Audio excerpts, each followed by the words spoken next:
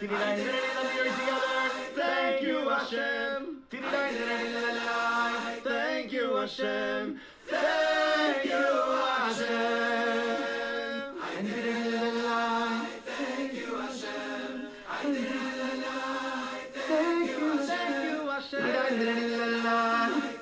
you, Hashem. Thank you, Hashem.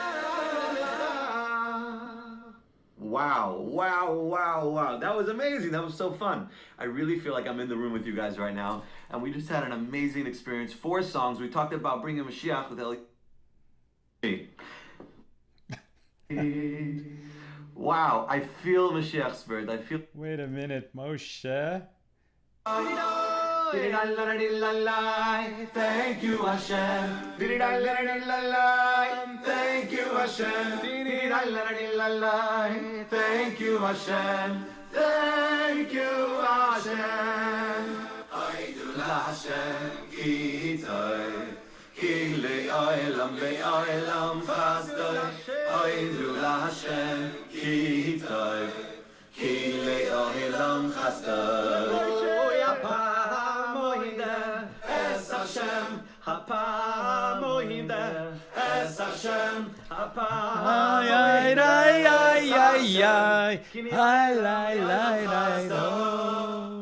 Hey, my holy brothers and sisters, how are you? It's a beautiful Sunday here in LA. That was Moshe Storch singing his song, Thank You, HaShem, a cappella, because we're in those 3 weeks leading up to Tisha B'Av, when we commemorate the destruction of the Holy Temple. And during these 3 weeks, we don't listen to instrumental music. But it's amazing how big a song can be with just a cappella. And we'll be looking for some more a cappella songs in these days leading up to Av, which begins, I think, on Wednesday, and then for the 9 days leading up to Tisha B'Av. But we're going to maintain our joy because here we are learning Torah together across the country and across continents. Let us light up the darkness. Who's in the house with us today? Let us see. Melissa Iteljurin says, good afternoon from Great Neck, New York. James Roth in the house from Indianapolis. Yehudit Sobel says, Shavua Tov from Florence, South Carolina. Doc Wolf says, Shavua Tov. Tina Laughlin says, hello from North Carolina. Christo Cheney, hello from Lubbock, Texas. Today's subject will likely be an interesting one. I agree. Shirley Owens from Mobile, Alabama. Tina Laughlin says, why accidental Talmudist? Go to accidentaltalmudist.org, and my origin tale is there. It is a story in itself, but I don't have time to tell it today.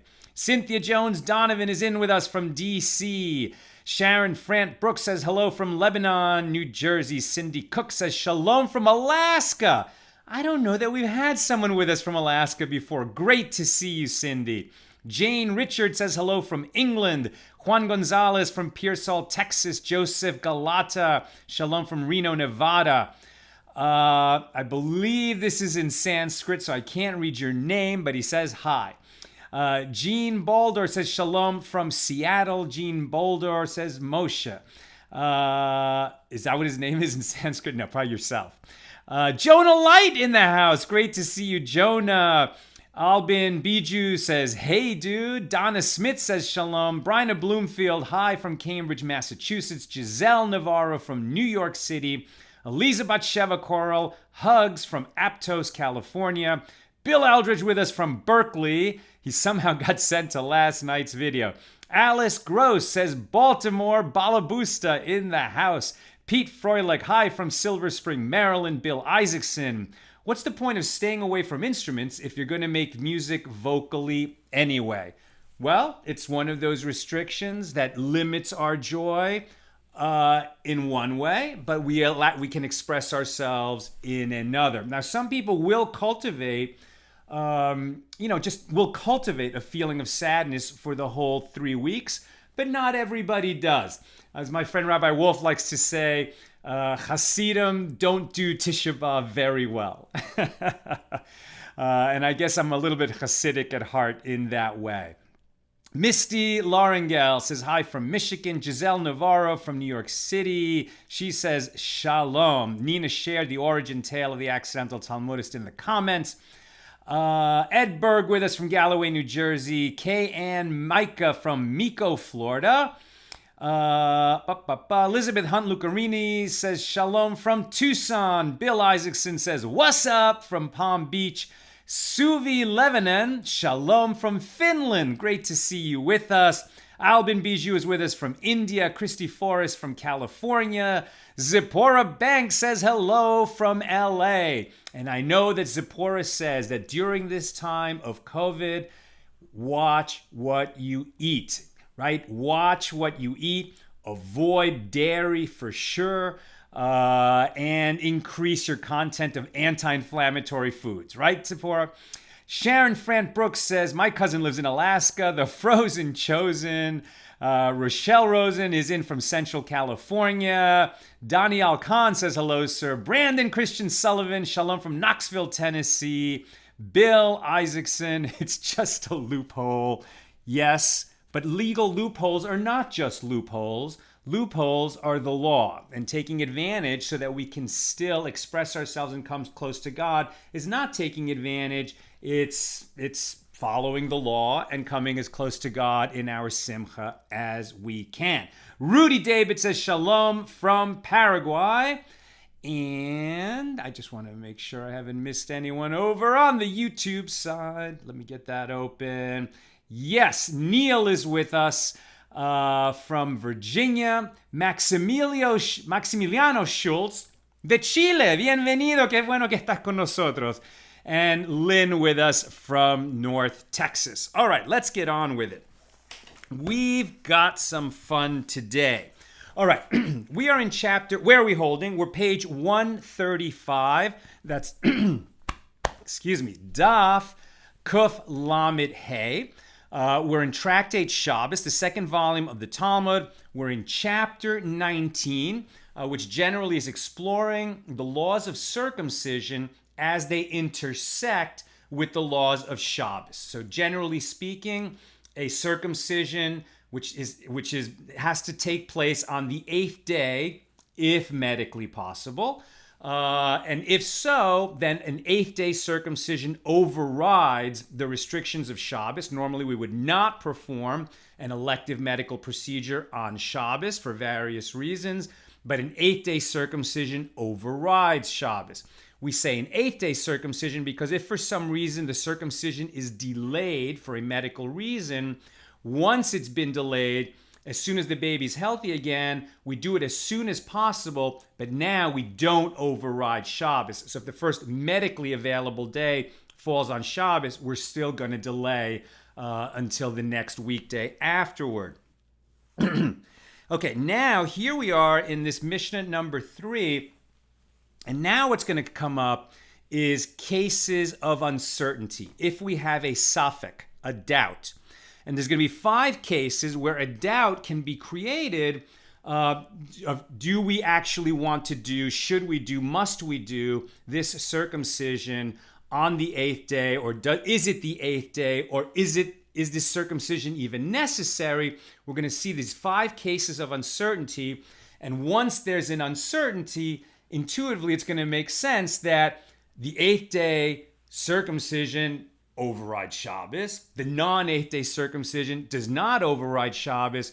When there's an uncertainty, we're going to go with we're not going to override Shabbos, as we shall see. So let's get into these 5 cases. The first one is very interesting, especially how sort of given how prominent in the news and in the national conversation gender issues are now. You might have thought that in ancient times, when they knew less and had less, there had been less studies in this area and psychology was not so well developed, and there just wasn't as much knowledge in the world like we have now, you might have thought that they just said, okay, well, people are just male or female. But the sages of the Torah did not think people were either just male or female. In fact, in the Talmud, there are 4 genders. There's male, there's female, then there's the Androgynos, sometimes translated as hermaphrodite, which is a baby that is born with sexual attributes of both genders. In other words, it has both kinds of genitals. And then, we're not going to study it today, but there's the tum, which has neither. So again, an indeterminate gender. And these cases, as you can imagine, are exceedingly rare. I mean, this is the sort of thing that hardly ever happens in the real world. We're not talking about what somebody feels like inside. Right now, we're talking about what they are physically when they're born. And it's rare in the extreme that somebody is going to have the private parts of both genders. However, in discussions in the Talmud, the Androgynous comes up much more often, shall we say, than the case would happen in the real world. In other words, there's many discussions in the Talmud that center on what is the law of the Androgynous, because it's an interesting case for the sages. And as we're going to see, there are certain hypothetical situations or actual situations that simply very rarely happen, that are still going to come up a lot in Talmudic discussions because they create an interesting question of law. And the sages will spend a lot of time talking about it, because in those interesting cases, those liminal cases, those borderline cases, it becomes much harder to discern, well, what would God's will be for us in that situation? How do we fulfill our obligation? And by studying those cases carefully, we not only sharpen our thinking, we just get closer to what it is that the Torah wants us to do. And once we understand those harder cases, it becomes easier to understand in the more clear cases. So the Talmud will spend quite a bit of time on these 9 non-binary gender questions. Okay, so what if, so the question is, an 8th-day circumcision overrides Shabbos. But this implies that there is definitely a foreskin there on this baby boy.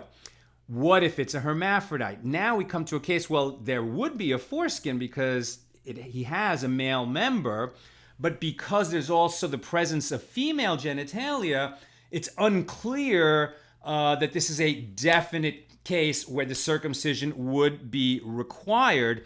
And in this case, the sages say we do a circumcision, but because there's a little bit of uncertainty of what the child's status is, we will not override Shabbos to perform that circumcision on the 8th day. So if that baby's 8th day falls on Shabbos, we would postpone the circumcision until Sunday. Rabbi Yehuda says, what are you talking about? There's a male member, it has a foreskin, you have to do a circumcision, and therefore it overrides Shabbos. But the halacha, the law, follows the rabbis who say we circumcise, but we don't do it on Shabbos. The second case also arises from Rabbi Yehuda's ruling. He says the case of doubt is not, for Rabbi Yehuda, the case of doubt is not the Androgynous, but rather a baby born at twilight. Right? So if the baby's born on twilight on Friday, so its 8th day is Shabbos. But because he's born at twilight, in that indeterminate hour between day on Friday and night on Friday night, when Shabbos begins, we light candles early because there's a doubt, and we want to make sure that we're lighting them while it is still day. And we'll take on Shabbos at that point. But as we saw at the beginning of our tractate Shabbos, and we also discussed in Brachas, we're not sure exactly when Shabbos comes in, and the shift from day to night, elsewhere it says in the Talmud, is like the blink of an eye. And we're not sure exactly when it is. It's a case of uncertainty, and so we're going to extend Shabbos in both directions, at the beginning a little earlier and at the end a little later. And that's why Shabbos is 25 hours long and not 24 hours long. Now, if a child is born in that twilight, it's uncertain whether its 8th day really is Shabbos, right? So if a child is born at twilight on, Monday night, so then the next Tuesday is when we're going to do that circumcision for sure. But if it's born at twilight on Friday, and where normally we would have counted the 8th day would fall on Saturday, we will postpone that circumcision until Sunday. Same with a festival. We won't even do it on second day festival. We'll do it after after Shabbos or after a festival, so that we don't come to violate the restrictions of Shabbos in a case of suffix, of uncertainty. The third case, also brought down by Rabbi Yehuda, is very interesting. This is the case of a baby boy that is born circumcised. It's already circumcised. This is actually a medical condition, pretty rare, called apostia. And it is not so rare. And according to, it's rare, but it's not so rare. So where is my thing here? According to the work, the collection of teachings of the sages called Avos de Rabbi Nassan, there's a list of famous characters in Jewish history who were born circumcised, right? They didn't need to have the foreskin removed because they were born that way. And this list includes Adam. Well, we know Adam. Well, we don't know Adam, but Adam, yes. So Adam was created. He didn't need a circumcision. His son Seth didn't need a circumcision, but presumably Cain and Abel did. Noah was born that way. His son Shem was born that way. Jacob was born that way, according to this list. Joseph, also Joseph in the Bible. Moses.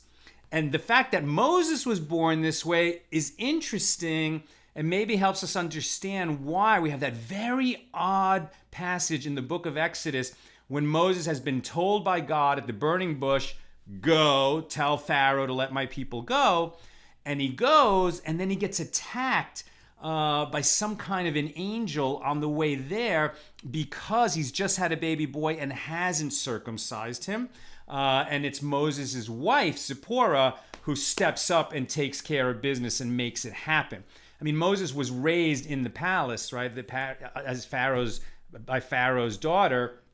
And so perhaps because of that, he didn't see circumcisions in his life, and because maybe he was born circumcised, according to this teaching, might be the reason that he was a little confused about that, even the great Moses.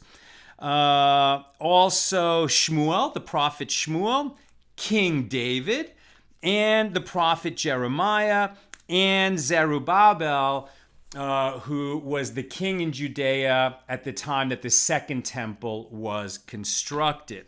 So that's a list of people, according to Rabbi Nassan, who were born with apostia. They were born circumcised. Now, in the case of a baby that is born without a foreskin, the question comes up, do we circumcise? Now, when you first hear that, you're like, what do you mean? Why would we circumcise? He doesn't have a foreskin. But what we're talking about here is what's called a covenantal circumcision. This also comes up when somebody converts to Judaism, and he had a medical circumcision when he was young, so he's already been circumcised. What is his name? Our friend that we met in Israel, he's a comedian. He's hilarious. He's a really frum yid. But he did a comedy thing about he was a convert. I mean, he talks about this in his comedy act. That's why I mention it. And his film about his comedy, his stand-up act is called "Circumcise Me," because he had a medical circumcision when he was born. Then he did a non-halakhic conversion, and then he did a halakhic conversion, and so he's ended up getting circumcised 3 times. But that's the point: is that somebody who already was circumcised when they weren't Jewish and then does a conversion has to have what's called a covenantal circumcision. And it's just like a little nick to draw like 1 drop of blood at the location where the foreskin was, so that they're not just circumcised, but they've had the bris milah. They've had that ceremony in which they sort of take on all the obligations of a Jew and enter the covenant of the Jewish people. Likewise, the question is, one who was born circumcised, first of all, the question is, do we do the covenantal circumcision? Do we draw that drop of blood? And the answer is, yes, we do. And does that covenantal circumcision override the restrictions of Shabbos. Are we going to cause a wound, which is what a circumcision is? Even this little nick is certainly causing a wound and drawing blood. Are we going to do that if the 8th day of that baby that was born circumcised falls on Shabbos? Are we going to do it on Shabbos? Answer, no. No, we're not. We're going to delay that. That was a point of contention among sages, but the law follows the view that we do it and we don't override Shabbos. How did we get there? So Rabbi Yehuda brings it down. The question of one who was born circumcised, do we do it and do we override Shabbos? It was Beis Shammai, the followers of Shammai, who said needs a circumcision, and Beis Hillel said doesn't need a circumcision.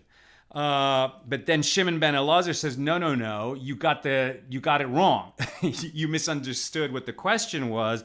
Beis Shammai and Beis Hillel both agree that we draw blood for the one who was born circumcised. They disagree on the convert, right? The convert who was already circumcised and then converts to Judaism. Do we draw the blood for him? Beis Shammai said, yes, we do. Beis Hillel said, no, we don't. And then other sages will come and say, no, you misunderstood the argument. It wasn't that way at all. Everyone agrees. We do draw blood in both cases.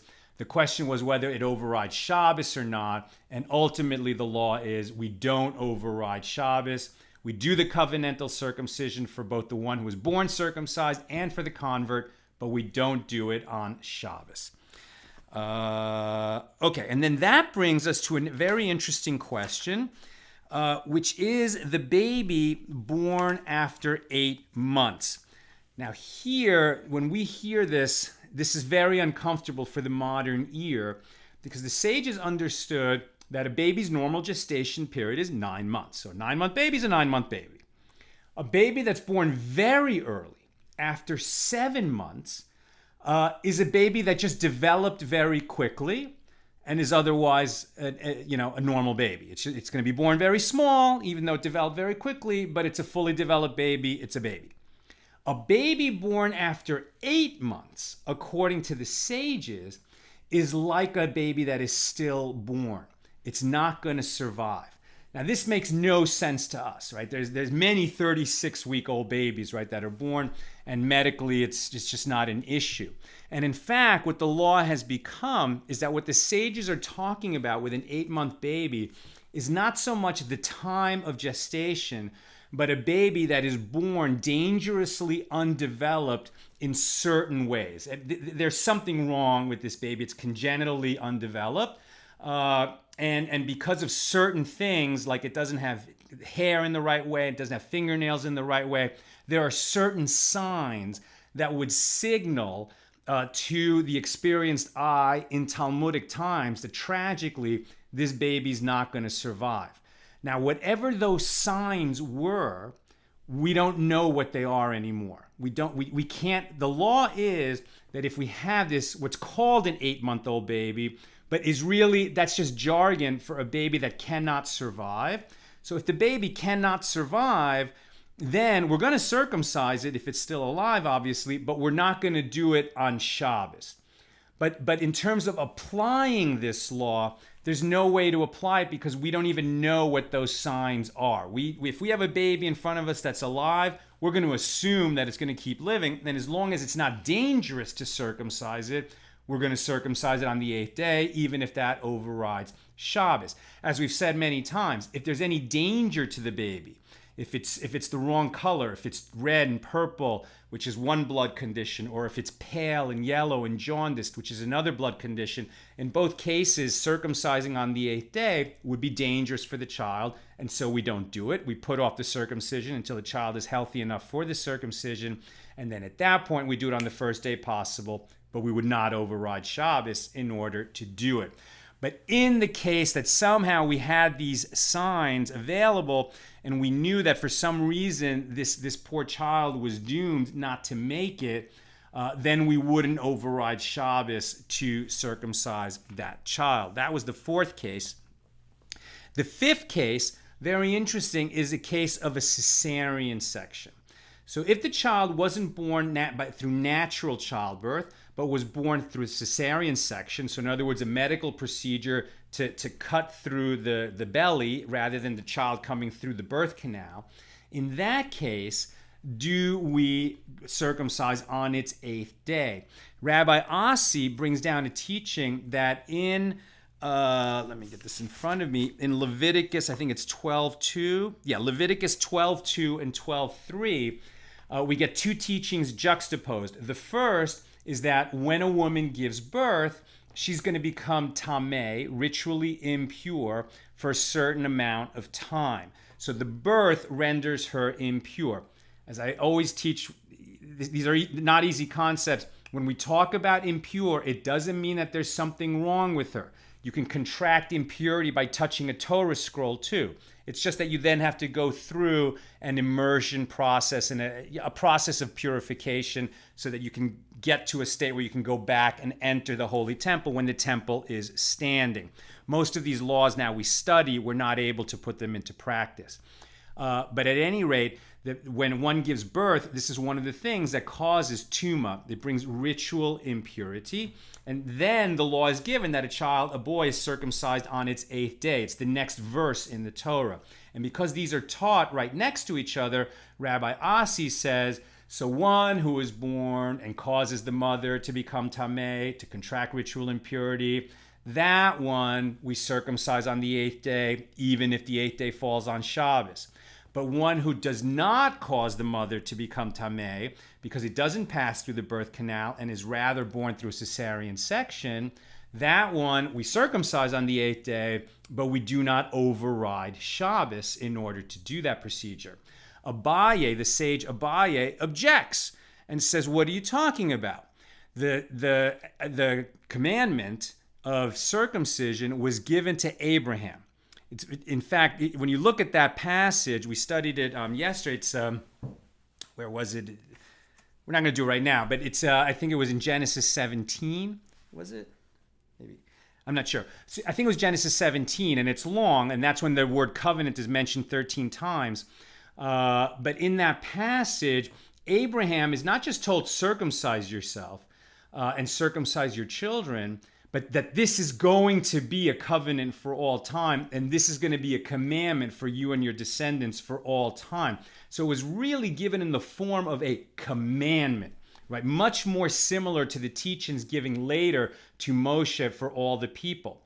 So, says Abaye, at that time the commandment of circumcision was given, but the commandments of tuma, of ritual purity and impurity, were not yet given. So at that time, we circumcised on the 8th day, and there was no requirement that one had to have made his mother impure, since those laws weren't given yet. So why do we care whether a child makes the mother pure or impure? He should still be circumcised on the 8th day. And Rabbi Asi answers Abaye and says, well, that's how the command was given to Abraham. But then in the time of Moses and the children of Israel being in the desert, the Torah was given. And once the Torah was given, the law was according to the Torah. It doesn't matter that our patriarchs didn't have those laws. They had some of the laws, not others. We have a tradition that the patriarchs almost instinctively followed all the laws of the Torah. They just knew how to do it, or they instinctively did it, or God sort of led them in the way of it, even though they did not yet have the Torah. But as far as Rabbi Asi is concerned, it makes no difference. The Torah was given, and since the Torah was given, we follow it as it is taught. It doesn't matter what precedent the patriarchs set before the Torah was given. And indeed, the halacha is like Rabbi Asi. So one born of a caesarean section, we circumcise on the 8th day, but if the 8th day falls on Shabbos, then we do not. We postpone till the next day after that. That's what I've got for us today. These 5 cases of doubt. And this is generally a principle that we can, and now I'm going to take your questions and comments, but this is a good principle to understand, that this idea of a suffix, of an uncertainty, of a doubt, in cases of a rabbinic prohibition, so we're going to be lenient, and in cases of a Torah prohibition, we're going to be stringent, right? So it's a Torah prohibition. here in both cases, but the Torah prohibition of Shabbos is a very strong one, and so we're not gonna override Shabbos in a case of doubt. Another area of suffix is where you're not sure if you said a blessing or not, right? You ate and you're not sure if you said the blessing. In that situation, you don't want to take God's name in vain by saying a blessing in vain. And since it's a Torah prohibition not to take God's name in vain, it's one of the 10 Commandments, in fact, when you're not sure if you've said a blessing, which is a rabbinic command to say a blessing before you eat. So in those cases of doubt, right, we don't say the blessing that we're not sure whether we said it or not, because we might be saying it twice and therefore uttering God's name in vain. And there's going to be many other times in our journey through the Talmud where we're going to look at cases of uncertainty and how we handle them. And here we had 5 cases of whether the circumcision should be done or not because of uncertainty. And the answer is we do the circumcision, but it does not override Shabbos. Okay. Oh, and Nina's reminding me, it was Yisrael Campbell. He's a great guy. I'm just sorry, I'm over 50. Sometimes I forget names. But beautiful, beautiful, beautiful. His comedy is great. You can find this movie of his comedy act called Circumcised Me. It's very, very funny. All right, let's look at questions and comments. Brian of Bloomfield. Having had 2 8-month babies, they do tend to be yellow and will most likely not be ready by day 8. The C-section thing is confusing. Mom still bleeds, so she is still tamei. Too many men at the table? Could be, Brian, it could be. But that's just where the law came out. What's interesting to me, I haven't done this research. It's not familiar to me. But were they doing caesarean sections in ancient times that the mother survived? I mean, it seems like that's a pretty intense procedure. But I don't really know about it. But this is one of those cases where, the rabbis will get into discussions trying to figure out what the law is. And when you take a step back from what they're talking about, you would think, oh my God, these are the most insensitive, cruel, awful people in the world. They're talking about stuff that affects people's lives. Don't they care? Don't they have a heart? And the answer is, this is just a kind of coded shorthand for just what the law is, not how we should feel about it, not how they felt about it, not how we apply our heart and compassion to it. It doesn't mean that they lack compassion. It's just that they're talking about specifically what is the law. And that's why in so many cases, you have to get, even though you know what the law is, you have to get the question answered by a rabbi, because in the real world, we 100% apply compassion to every situation, if possible. I mean, we're not going to violate the law, but there's often going to be nuances in the law that are going to produce a much more compassionate result that you wouldn't have realized if you didn't go to an expert in the law. That's why you got to ask the rabbi. And actually, I skipped the case of, so let me relate. We're talking here about the one who was born circumcised, right? So the one who was born circumcised, we're going to do the covenantal circumcision. The idea there is that, well, he doesn't have a foreskin, but it's because the foreskin itself just became very degraded. And it's not like there never was a foreskin. It's almost like it just naturally became very small, but it's there. And because it's there and barely visible, but in this location where it sits essentially, we make that nick of blood. But one has to be so careful. This is an 8-day-old baby. So the Gemara relates that to Rav Ada bar Ahava, there was this child that was born circumcised, and the time for his circumcision was on Shabbos. He inquired after 13 moils, right? So the moil is the ritual circumciser, the person who does the procedure.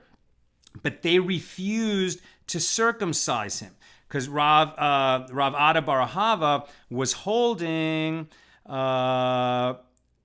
who is the opinion? I mean, he's holding the opinion that it overrides Shabbos. I think that was Rabbi Yehuda. So he holds like Rav and Rabbi Yehuda that we do this on Shabbos.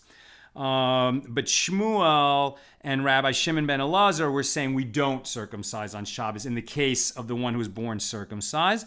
And so he went looking for somebody to do it the way he held and the way he learned this teaching from his master, but the Moyles wouldn't do it.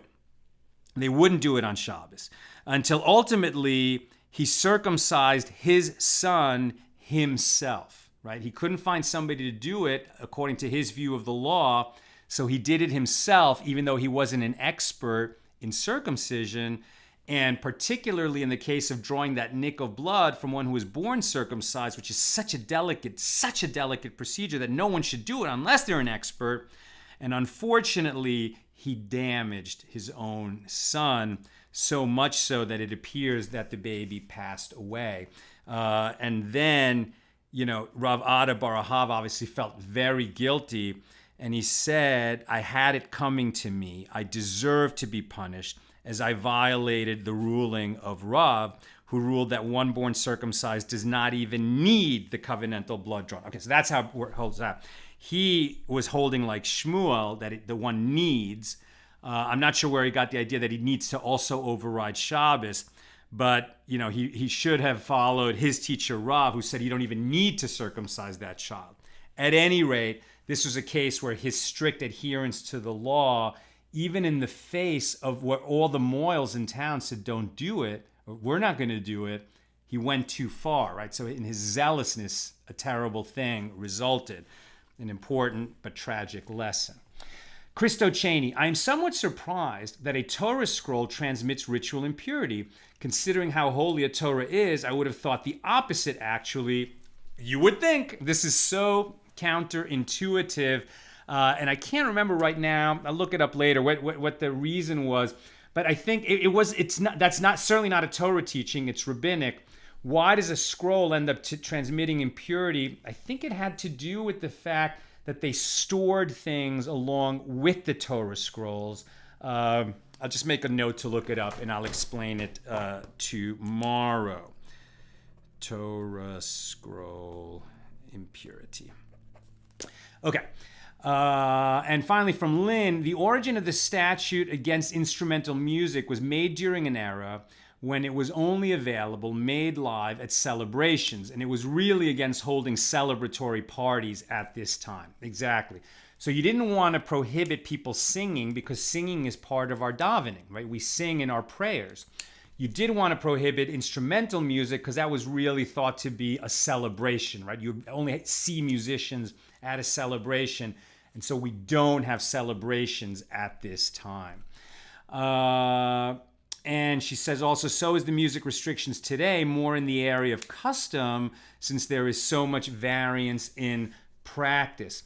I mean, definitely from people who are not listening to instrumental music. One question was, what about recorded versus live? For sure, it's not live. Some will have a leniency that they'll listen to recorded music.